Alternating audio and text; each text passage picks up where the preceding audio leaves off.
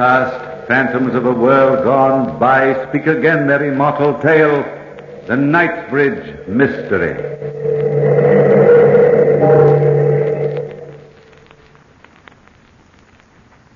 Saturday night, I killed Gardner. That's the incredible part. I killed him. It is sitting here next to me now. Sitting in his usual chair by the fireplace here at the old Knightsbridge Inn, acting as if nothing unusual had happened. How can a man be dead and alive at the same time? I remember the whole thing so clearly. It was just 2 days ago. 2 short days ago.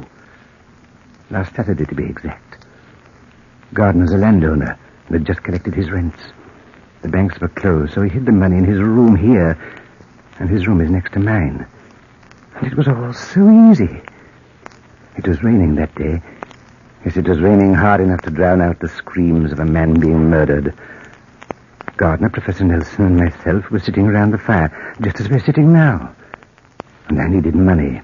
Needed it desperately. Well, not for myself, I don't count anymore, but for my son, my boy Jack. He's 21, and a man needs money to keep his son in college. I'd done everything I could think of to raise that money. I'd even worn various disguises, wigs and makeup, and sat on the steps of the bank in London to beg for farthings. Imagine it. Me, Captain Cowan, being a beggar on the streets. And Gardner was rich, fat, rich, and alone. Nobody would miss him. That is, nobody but his fat, sleek cat. And I had my son, my boy, Jack. I remember everything that happened that Saturday night. The 3 of us, Gardner, Professor Nelson, and myself, were sitting around the fireplace, and it was raining. Nasty night, isn't it, Mr. Gardner? Yes, quite nasty, Professor Nelson. You know, I don't see why you scientists don't do something about the weather. Well, many men have thought about that very thing. Thinking. Oh, they ought to take action. Thought is idle. Action brings results. Oh, think me if I haven't coined an epigram. Yes. They were talking about the weather, and I was thinking about killing Gardner. He had to die. That was obvious. And soon, too. But how? And who would be the scapegoat to hang for the deed? Somebody would have to be. Somebody. But who? I couldn't have managed to go downtown in this rain even if the banks had been open today, blast it. Oh, it's confounded uncomfortable keeping large sums of money about you because of a conspiracy between the weather and the Bank of England. Well, surely the money is safe enough here, Mr. Gardner. One would think so, but you never can tell. Nothing makes a man more jumpy than keeping a large sum of money in his top bureau drawer. Of course, there's always the danger of robbery. Robbery, yes. Or murder. Murder, Captain Cowan? No. Nobody in the Gardner family has died for generations. We Gardners just don't die. Rather set against that sort of thing. You've made up your mind to it, eh, Gardner? Quite, Professor. That should have been my first hint. He himself definitely said he couldn't die. Yes, he said it then, but I thought he was joking. Nobody ever knew whether he was joking or not. He had a dry, soft way of joking, but I didn't realize that then. I just sat there when the door opened and the chambermaid came in to tidy up. I was hoping that everybody would remain quiet so I could think the whole thing out. But she came toward us and... Anything I can do for you before I retire for the night, Professor Nelson? No, nothing, Barbara, nothing. Mr. Gardner? No, thanks. Egad, girl, get your rest. You, Captain Cowan? Yes, as a matter of fact, I've got to get on to London tonight. Tonight, Captain, in this weather? Yes, Mr. Gardner, important business. So if it's not too much trouble, Barbara, you might tell the hostler, Mr. Cox, to saddle my horse. I ain't going down to the stables to see Mr. Cox, Captain. He ain't a man, Dan Cox ain't. He's a beast, he is. Come, Barbara. Poor Dan Cox is no beast. He's an unfortunate victim of an accident, which has reduced his mentality to that of a small child. Child, is it, Professor? He's an idiot. He'll murder a human someday, he will. Oh, it's not that bad, Barbara. Why, you're the last person I'd expect to speak decent of him, Captain. He don't like you. He says he remembers you from somewhere. He don't remember, though. And I says to him, not to talk about a fine gentleman like you, I says. Now, there ought to be a hospital for the mentally unsound. Not only for idiots like poor Dan Cox, but for men whose minds are warped and twisted. And those people may be completely harmless, but they need medical care. Do you think so, Professor? I'm sure of it. I've conducted many interesting psychological experiments on the subject, Captain. I've even known men who think they've committed a crime. Is there anything else, gentlemen? No, thank you, Barbara. Good night, Barbara. Good night. Good night. Good night, Barbara. You interest me, Professor. It's a fascinating subject, Cowan. There was a man once who thought he had murdered his wife and 2 children. He went to the station house, confessed the murder, and then killed himself. And he hadn't committed the crime at all? No, not at all. No, not at all. Well, gentlemen, you must excuse me. If I'm going to get to London tonight, I must be off. Good night, gentlemen. Good night, Cowan.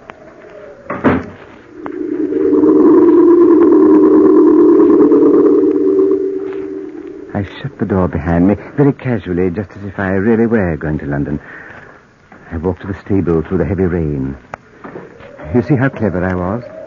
And they thought I was going to London, and they didn't even suspect that Gardner was going to die.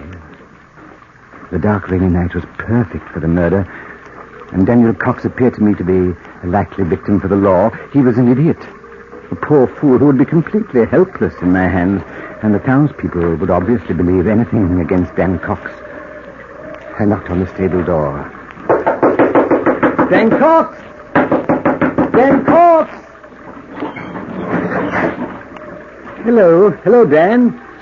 I came down to visit you. Did you? Mind if I come in? In here with me in the horses? Cox, you like me, don't you? I like everybody. Everybody I like. Me and the horses. I saw you once. Somewhere. But where, Captain? Where? You're imagining things, Cox. I've been looking at you, Captain Cowan, trying to remember. I've never seen you before I came to this inn, Cox. Didn't you now? Didn't you? I wonder whether... I didn't come here, Cox, to argue. I came down here as a friend to ask a favor. Favor, Captain? You like this one, Cox. Barbara sent me down here to ask you to do her a favor. Barbara did? Barbara? Pretty Barbara. Yes, she is, Cox. And she likes you. She told me that she wouldn't trade all the fine gentlemen at the inn for you. For me? Nobody likes me. Why, you misjudge yourself, Dan Cox. She asked me to get her a lock of your hair and a piece of your coat as a going-away gift. Is Barbara going away? Yes, day after tomorrow. She's leaving the inn for good. A lock of my hair and a piece of my coat. I know. Women are funny. Hard to tell what they're thinking. Well, will you give it to me? Are you lying, are you? Here, take my pocket knife. Here, you can snip it off yourself. Thank you, Captain. Thank you. Here's the claws in the air. Nobody ever liked me before. Just my horses. Thank you, Cox. Why do you look at me like that, Captain? I was thinking what a lucky man you are, Cox. Oh, will you bridle my horse before you turn in for the night? I'll be leaving for London shortly. Yes, I'll bridle Queenie right away.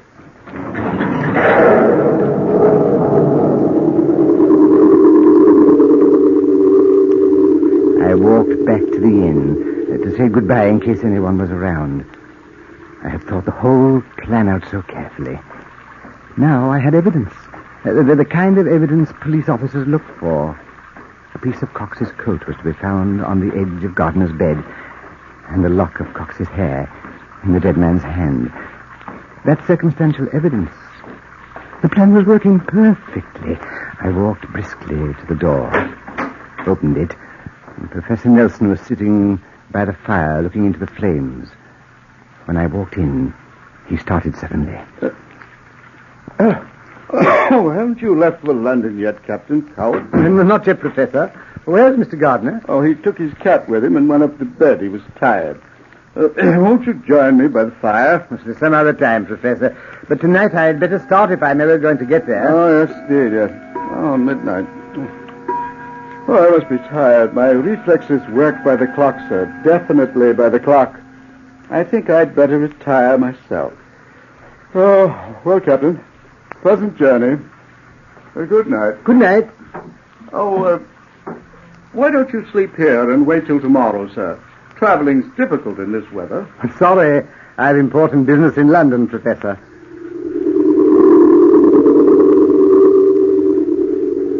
I stood in the living room, watching the old scholar slowly climb the stairs. He walked slowly, refusing to be hurried. And then I heard his door open and close. And I knew he was in his room. Then I waited for a short time and started to creep up the stairs to my room. I had to prepare my makeup for the change from the genius Cowan to the idiot Cox. Gardner had to die.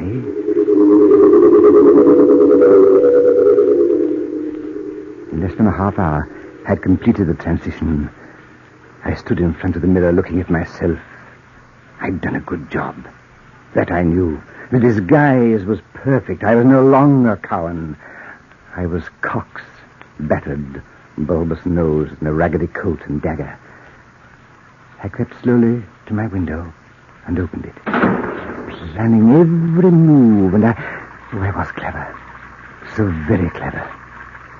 When I crept carefully out on the ledge, Gardner's window was open and barely 4 feet away. I moved slowly over the ledge like a cat in the night, step by step. The panel was slippery from the rain, and the night was dark. Dark. I could hear Gardner's heavy breathing as I crept through his window to his room. He was asleep. There was no moon in the sky this night to give me away. I walked slowly to his bedside, dagger upraised, and then... Oh, the cat. I'd almost forgotten his fat, sleek cat. Oh, I'd forgotten that mewing, spewing cat. But I was clever. I worked faster. Right to Gardner's bedside, and then I plunged dagger. Oh, the knife. The knife went in deeply.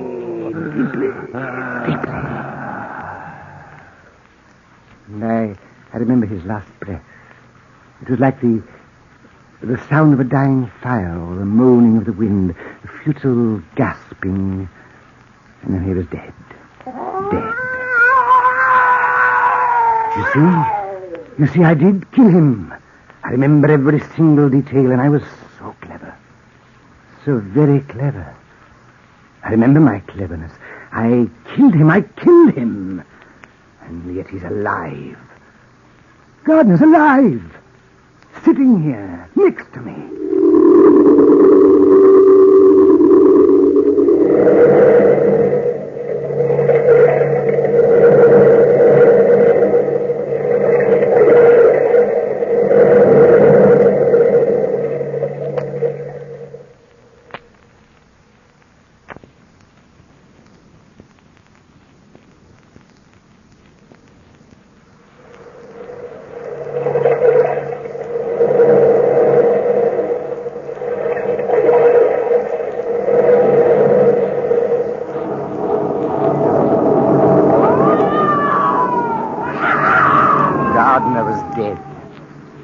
By his bedside and pulled the knife out of his heart.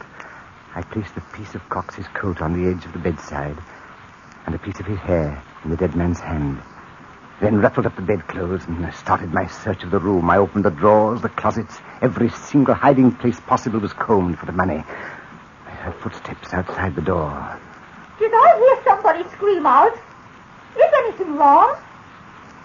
Funny, I thought I heard. I had to work quickly, get the money.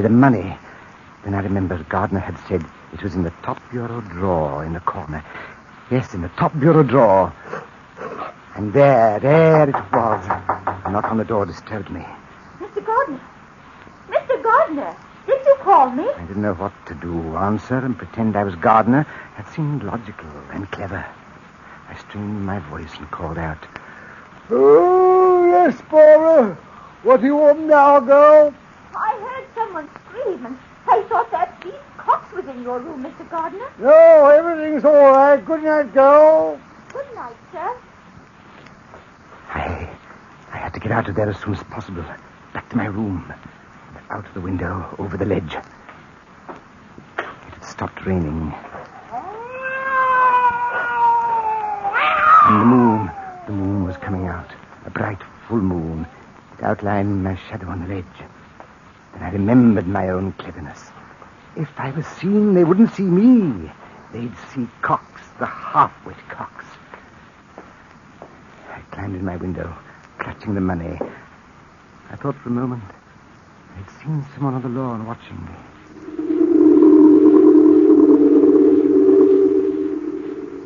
Once in my room, I removed my makeup and prepared to leave. With one clean stroke, the murdering Cox had disappeared. I was Cowan again. I opened the door to the hall. Crept down the hall to the stairs. I noticed a candle burning in the parlor. The chambermaid was standing there in a pool of light, talking to Nelson. That was a hitch in my plans. Professor, I tell you, I heard someone scream out. If you're half the man you claim to be, Professor, you'd go down to that stable and find out what Dan Cox is up to. It ain't no good, I'll tell you that. Go back to bed, Barbara. Whatever Cox is up to, it can't be very dangerous. Go to bed, my dear. Good night. Good night, sir. Nelson started up the stairs. I had to hide, but where? The stairway was dark. I pressed myself against the wall into the shadows. Nelson came closer and closer. He was close enough to touch me. I could only pray he wouldn't look my way when he turned on the landing. There's somebody up here. That silly woman is getting me all aflutter. Then he continued on upstairs.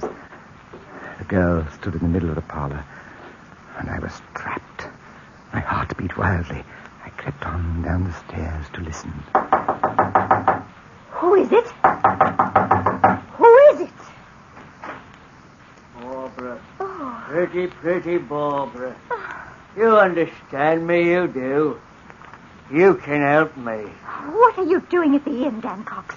Go on, get back to the stable. You like me, don't you? No. I had to see somebody that likes me. Yes, I had to, 'cause I... Get away from me. Get away from me, Cox. I ain't going to hurt you. Not hurt pretty Barbara. Let go of my arm. Let go, Cox. Barbara, pretty Barbara. I ain't two people, am I? I ain't two people. Beast, you ape. I saw myself standing on the ledge tonight, and I know myself by my nose and my hand. Let me go, It was Cox. me, standing on the ledge, looking down at me, standing on the grass near the end. Two people. They both can't be me. I'm not one. I'm two, yes. And it don't make sense. Let me go. Cox, let me...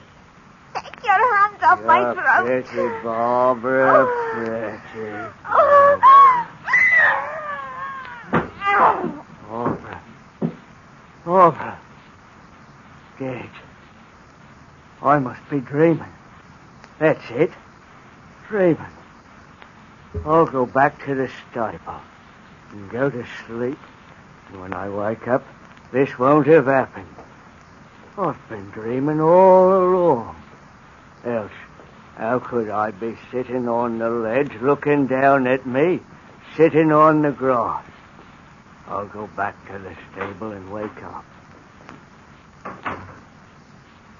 The idiot had fallen into my trap, and I was pleased, so pleased. I moved very carefully, very slowly, creeping to the parlor, and I stopped. I looked at the still body of the girl, at the death-like quality of her face, and knew Cox would hang for a double murder. Yes, a double murder. That was fortunate for me. I opened the door, and the moon shone fully upon me. I hurried across the gravel path to the stable. My only thought was to get to London, to get to my boy, to my son, to Jack. I knocked on the door and called, "Cox! Dan Cox!" Do I look asleep, Captain? You look as if you might have been sleeping, Cox. Come, man, where's my horse? Your horse? What horse? Queenie. Is Queenie saddled? I must be dreaming. I am asleep, ain't I, Captain? Because if I was awake, I couldn't be on the ledge and on the grass at the same time. Do I have to get my horse myself, Cox?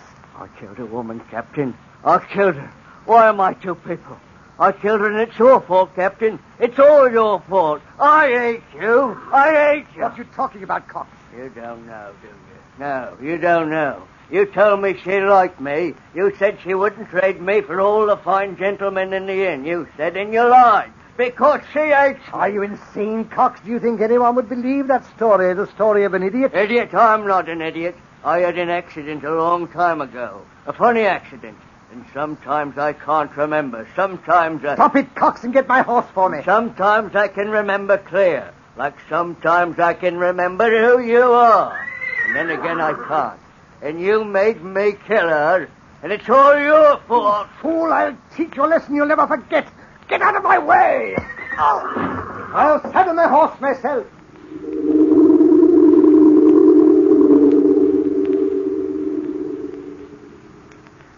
I rode off, leaving Cox sobbing like a baby in the corner. I went to London to my son. I paid his bills, gave him his allowance for the year, and hid the rest of the money on my person.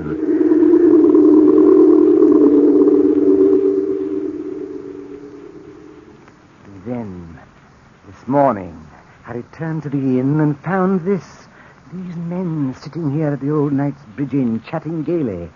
Barbara was serving them tea as if nothing had happened. Nelson and Gardner asked me to join them by the fire. I sat down here, puzzled and confused. I know I killed him. I saw him die. And they started to talk. They've been talking for a half an hour like this, and I can't stand it anymore, just sitting here waiting. Well, what's the matter with you anyway, Captain Cowan? You've been quiet as can be ever since you came back from London. Yes, hasn't he? Amazing, isn't it? I took a trip to London myself Monday morning, but I didn't come back in a sad mood. London cheered me. Yes, I had got rid of that confounded pack of money I was carrying around. It had me blasted nervous. I can well imagine it did, Mr. Gardner. I hear you're in for congratulations, Captain Cowan. Congratulations. Yes, we heard you'd won a packet of money in the Irish sweepstakes, almost £500. I didn't win money in the sweepstakes. I didn't. Oh, nonsense, Captain. Don't try to keep that from us. What are you trying to do to me? Drive me crazy? Drive me insane? I didn't win money in the sweepstakes. You're supposed to be dead, Gardner. Dead. You understand? I went to a lot of trouble to kill you. Yes, and I killed you with my own hands. And stole the money. And Barbara was dead, too. Cox killed her. You've got to believe me. I disguised myself to look like Cox, and I killed Gardner. Yes, I killed him. You're dead, Gardner. And the dead can't rise from the grave. They can't. They can't. Answer me. Don't stand there looking at me. Answer me. Professor, tell me the truth. Yes, Captain Cowan, I'll tell you the truth. Barbara was not killed that night.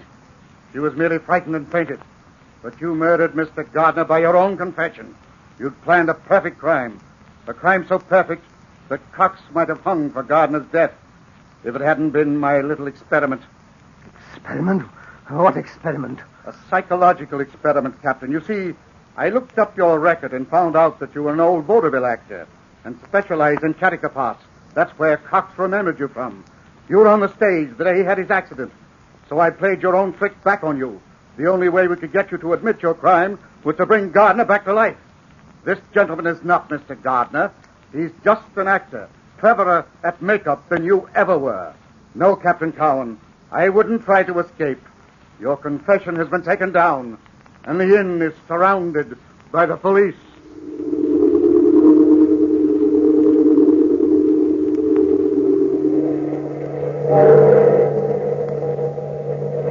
From the time-worn pages of the past, we have recalled the Knightsbridge mystery.